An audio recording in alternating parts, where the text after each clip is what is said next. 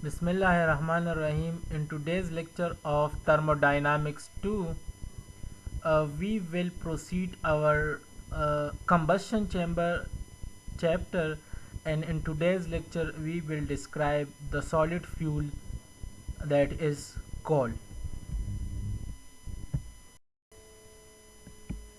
Solid fuel. In solid fuel we will discuss about coal because coal is a solid fuel. So coal and its values or ranking of coal. Whenever we talk about coal, so coal is a very basic and important solid fuel, and this solid fuel came into being as a result of alteration of vegetable matter under some favorable conditions in the earth. Furthermore, the process of conversion of lignite to anthracite is called calorification or metamorphism of coal. Lignite and anthracite are types of coal, and we will also discuss the coal type in next slide. Coal is basically classified on the basis of its rank, and the rank of the coal is known as its degree of maturity.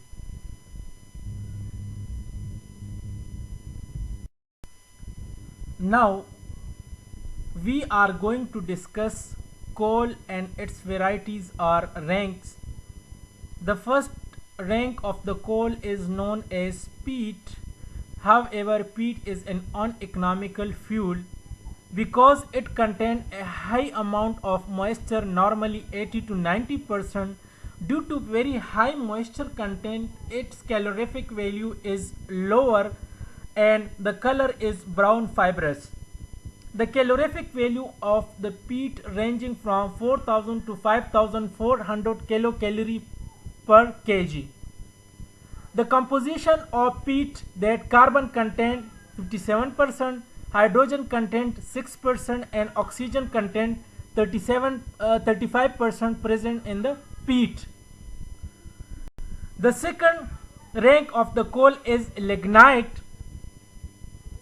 However, it can be also considered as uneconomical fuel because it contains high amount of volatile matter and it produces smoky flame while burning.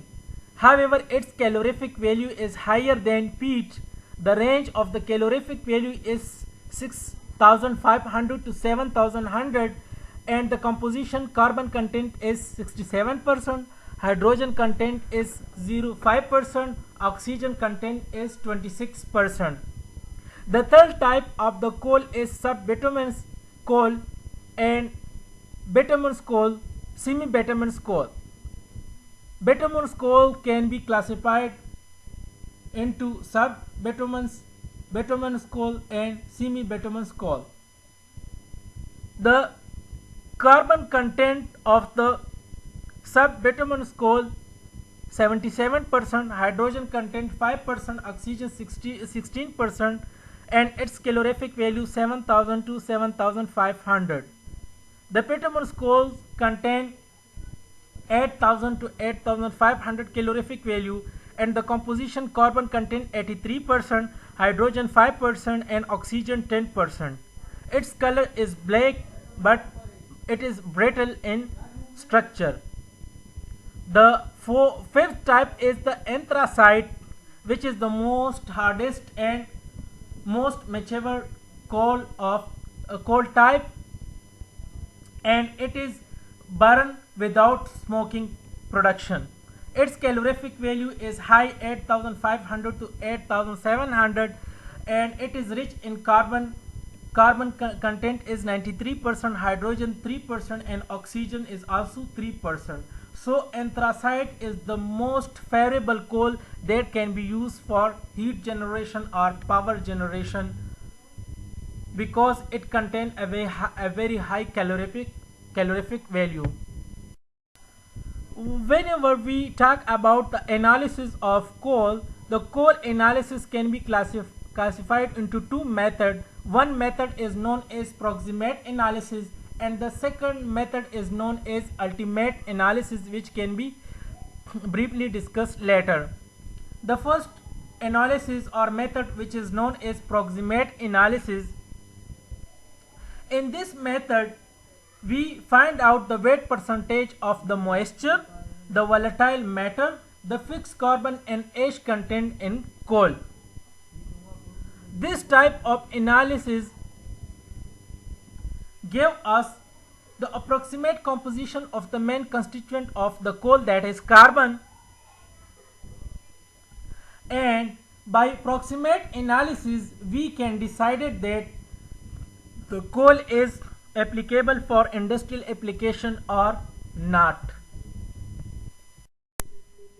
In proximate analysis of determination of moisture content in a coal, the procedure is illustrated below. About 1 gram of coal in powder form is heated in a silica crucible at a temperature of 100 to 105 degrees centigrade for a time period of 1 hour, and the percentage of moisture content can be calculated from the loss in weight of the coal sample as percent of moisture in coal is equal to loss in weight of the coal divided by weight of coal initially taken multiplied by 100. It's a very simple formula for determination of moisture content in a coal. Now, to determine the volatile matter in coal, after the moisture content analysis, the same sample of the coal in powder form is taken in a crucible with a residual coal sample, and it is normally covered with a lid, and it is heated for temperature 950 degrees centigrade plus minus 20 degrees centigrade, and the time required is 7 minutes. It is kept in a muffled furnace, and the percentage of the volatile matter in the coal can be calculated as loss in weight of the moisture free coal divided by weight of coal initially taken multiplied by 100. The third and important determination of coal is ash. Ash can be calculated as, after the analysis of volatile matter, the crucible with residual coal sample is heated without lead at 700 degrees centigrade plus minus 50 degrees centigrade, and the time period for a muffled furnace to keep the sample is 30 minutes, and the percent of ash content in the coal can be calculated as weight of the ash formed divided by weight of the coal taken multiplied by 100. Now, the importance and significance of proximate analysis is illustrated with respect to moisture content, volatile matter and ash content. So first, with respect to moisture content, if moisture content in coal is high, so it is not acceptable for burning because it reduces calorific value of coal.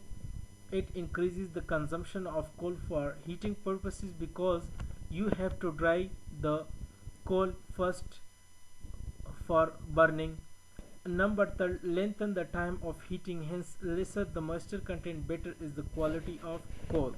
So moisture is a big problem in coal. If the moisture content in the coal is high, the fuel cannot be considered as economical fuel. Moreover, your heating time, your calorific value and your heat and your fuel consumption will be much high. Number second, importance of volatile matter. During the burning of coal, certain gases like carbon monoxide, carbon dioxide, methane, hydrogen, nitrogen, oxygen and other hydrocarbon that come out in the form of volatile matter of the coal.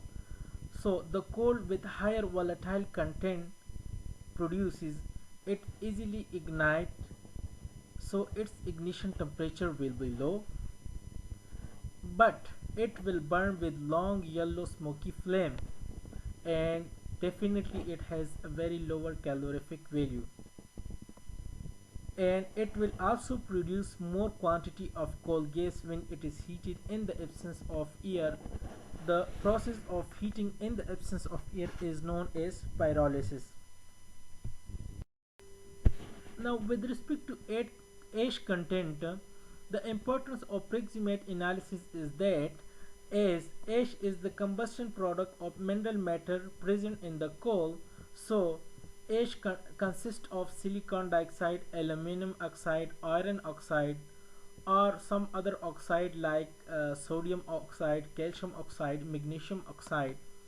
So ash containing oxide of sodium, calcium and magnesium, it melt very early, so it's melting a low melting temperature. During coke manufacturing, while processing the coal, low melting ash forms a few slimy expanded masses which block the interspaces of the grate or the opening in the furnace or in the combustion chamber, and thereby obstructing the supply of air, leading to irregular burning of coal and loss of fuel. So a lot of fuel is wasted during this mechanism. So high ash content in coal is undesirable because there are three reasons. Number first, increasing transporting, handling and storage costs. Number two, it's harder and stronger, and number third, has a very lower calorific value. So greater the ash content produces low calorific value, hardness increases and transportation problem, so it again will not be considered as acceptable if it has a large amount of ash content. So in Pakistan, the our local coal has the major problem of ash content, that it contains more than 7% of ash. So therefore our local coal is not uses in our industries. Moreover, the coal imported from Afghanistan are widely used in our plants, in our power plants.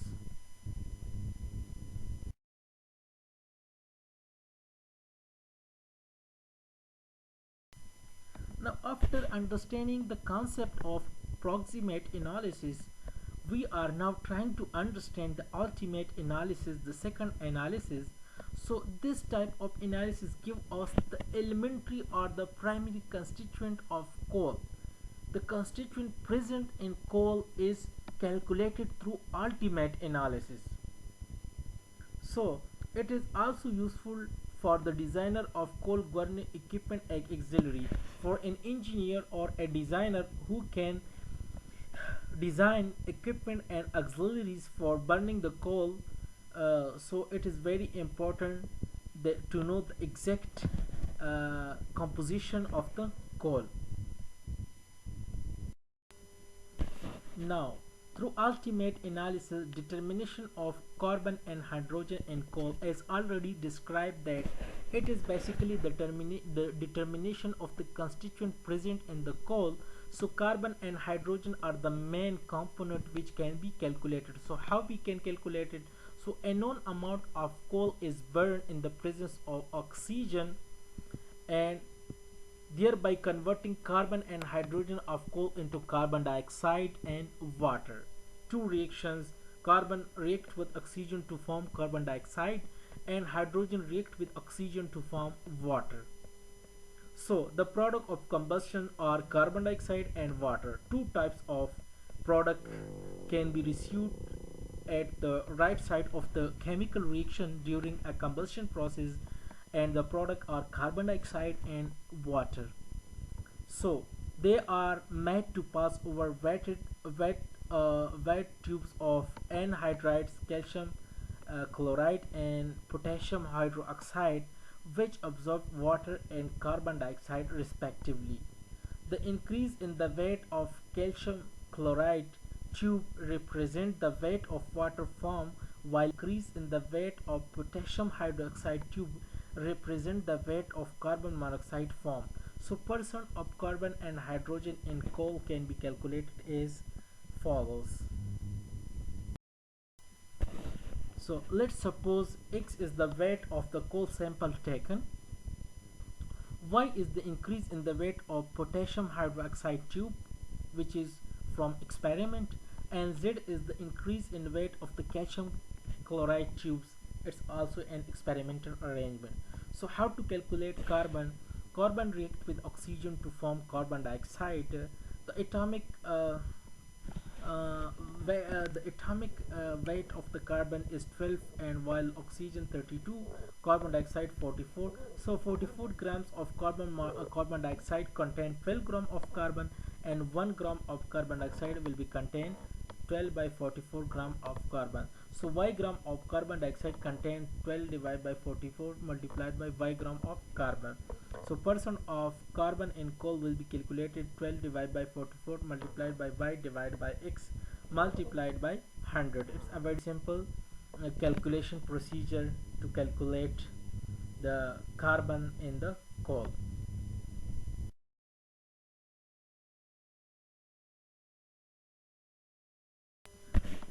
In order to calculate the hydrogen from the coal, we will consider the product of water.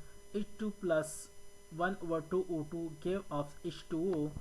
2 mole of 2 atomic number of hydrogen is 1. There are 2, so multiplied by 2, or oxygen is 32, so 1 by 2 becomes 16. Water contain 18, so 18 gram of water contain 2 gram of hydrogen, so 1 gram of water will contain 12 by 18 gram of hydrogen.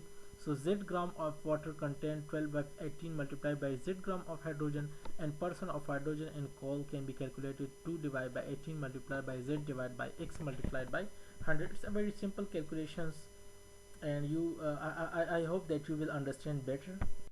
So that was the whole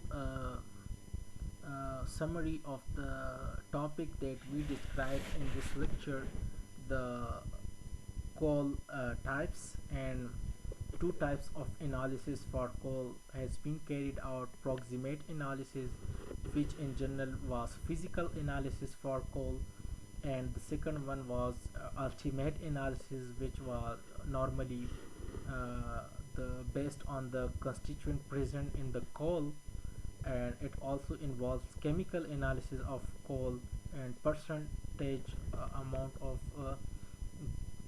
carbon content and hydrogen content, nitrogen or other material which contain which a coal has.